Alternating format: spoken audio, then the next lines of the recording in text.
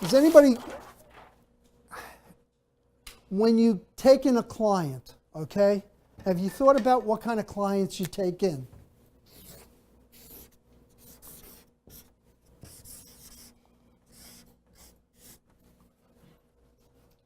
Who actually is doing their own business? Anybody start off? Okay, I got to go over this with you because maybe you can help me help them. And okay, so I want to give you a system that I think is probably one of the best systems I've seen on deciding whether or not you're going to take the client. Okay? We good? What's your name? Cliff. Hey, Cliff. It's known as UCARE, okay? And the U stands for unique ability.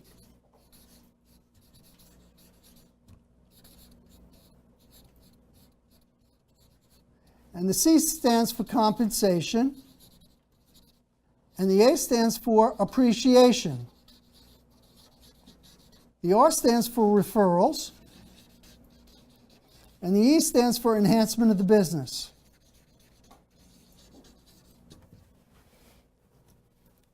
And Cliff, can you give me one client that you have? Maybe two. If we could go over one or two clients. I don't care. By name or by contact? By first name only. Dave. Dave. Okay, so I'm going to put Dave down. And I'm going to say from 1 to 5, does that person allow you, what do you usually do? What kind of case do you do? Half my practice is litigation, the other half is real estate development. Okay. So, litigating or real estate. And we all, so at least, you know, we all go into certain fields and we try to become experts. When I was an attorney, very, very young, we had general practices, basically.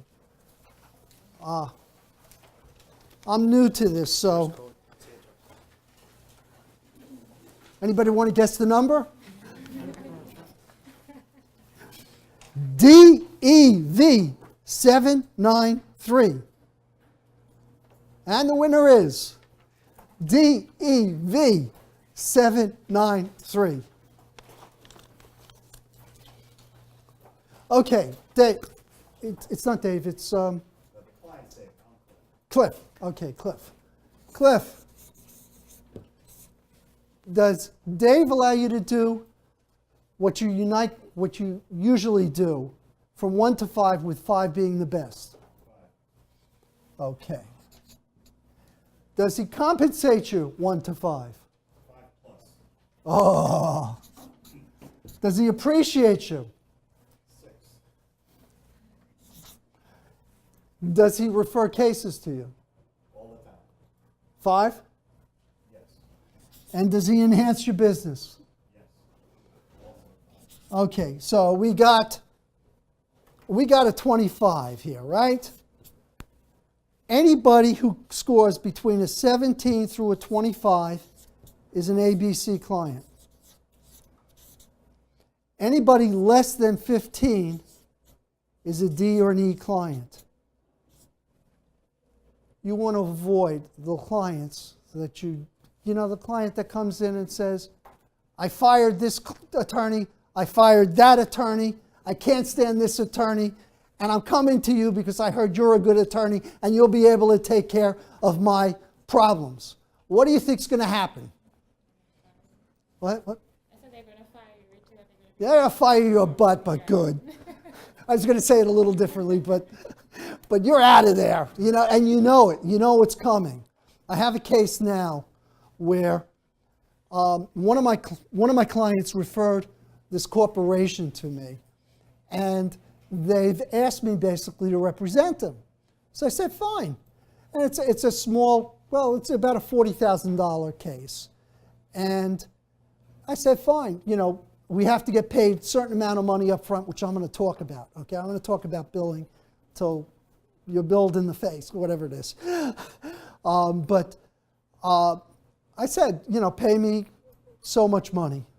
That was the end of May, basically. I get calls from, and he wanted me to help out a friend, so he was paying for it wasn't a friend, it was a client of his. He made a mistake, and he made a mistake. He was paying for the client because he made the mistake. So I have some questions now anyhow. And he makes me a promise now that he's going to pay me within 5 days. Well, comes July, what's today? Today's the 11th. Comes July 9th, I finally get the check. And I haven't done anything. I told everybody, I told the client that I was supposed to represent, and I told the client who was paying me that unless I get the check, I'm not going into court, because if I go into court, I'm stuck with the case, and who knows whether or not the judge is going to allow me out or not. Now, I also know that the client that's hired me, who was supposed to pay me, has been having trouble with another client of mine and hasn't been paying him. So I have a check now for $1,700, $1,800, and I've kept it in my office now for the last 4 days, 3-4 days, because I'm not certain I want to even take it at this point. And I'm really rolling it over in my mind. Do I take the case, or do I have just hassles like my friend has had getting paid? And, you know, you got to be real careful with what you do. So, Cliff, what are you going to do with this particular client, Dave? What do you want to know? Go ahead. What do you want to do with him? There are 2 or 3 things I really want to know about this client. One, I want the relationship to be like no other relationship, because he's a great client. He's about the best client I have, right? He is. Okay, so I want to make sure that the relationship is really, really solid. Okay? What you want to do is you want to put him in a position where he can't go to anybody else except for you, because you service him so well. That's already the case. Good. What else do you think you could get out of this? I'm going to suggest something. Well, if you're referring to referrals, that's already happening. Okay, so you want the referrals from him. What else would I look into? Well, what other work he has that I can do for him. Okay.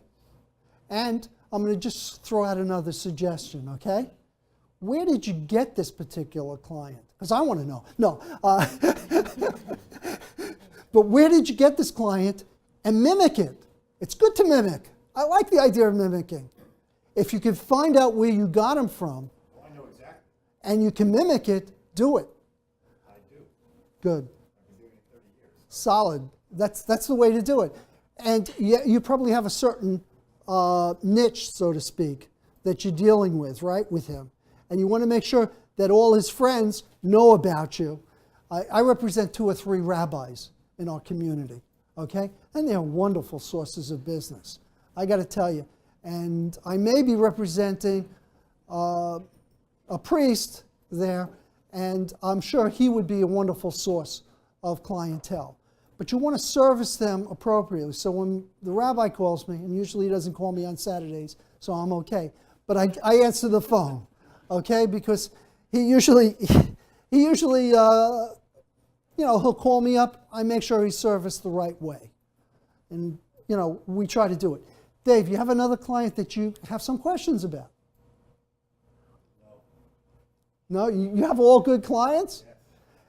Okay, all the young attorneys, you want to be in his practice, and you want to start thinking about the equity and saying, hey, look, we'll give you the equity when you decide to get a little older.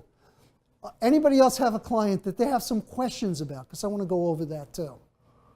Please? Okay. So I live in a Florida. Oh, good. They all want legal help, but then they don't really. Pay. The paying part is always tricky, right? Okay.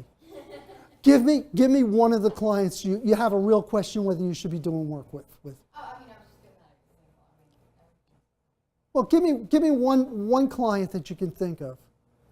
Well, I have one client, but I decided I couldn't do work for, and I had to refer out because, and this was a designer. Okay, what's her first name? I just want to go over it. So, Anna. Okay. And what is your name? Jen. Janet? Jen. Jen. Okay. Jen. Did she allow you to do your unique ability 1 to 5? No. 2. And did she compensate you 1 to 5? 0. 1. Okay, 1. Does she appreciate you 1 to 5? 5. Does she give you referrals, or can you get referrals from her that may be helpful? 1 to 5. Huh? 1? And does she enhance your business? So what do you think? Should you take her? She's under a 15. You don't take her, right? Okay. And that's probably a good idea. I want to go over a few other little things that I do usually. If they appreciate me, they've been a client of mine and they're having a really tough time, I may make an exception.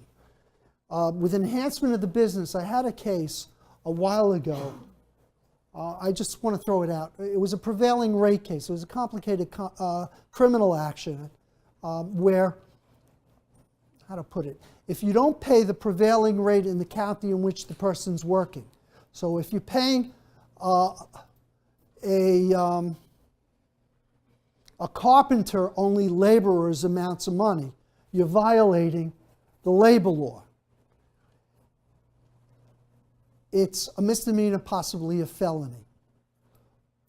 One of the attorneys in my area knew I did a fair amount of criminal law, that I was a former prosecutor, former public defender, and felt I could take care of this case. And we did. And the client, okay, basically owed about $60,000. They were going to be prosecuted as a felon. Unfortunately, that particular client, how to put it, were not citizens of the United States. They had a staff of about 80 or 90 people, and it was the first time they were doing this type of a job. And what we were able to do is we were able to work it out that the corporation took the felony, the individuals got ACDs, or dismissals, okay? They paid the fine, and they were allowed to stay in the country still, which was important because they had been in the country for 20 years, and then both of their kids live in the country. So it was one of those unfortunate things. However, during that period of time, I did some research, and I was able to find out that there was another case that was going forward, and that particular person was being offered with the same type of facts, except he owed a bit more. They wanted to put him in jail for, I guess, 4 years. He owed about $400,000, and they wanted to put him in jail.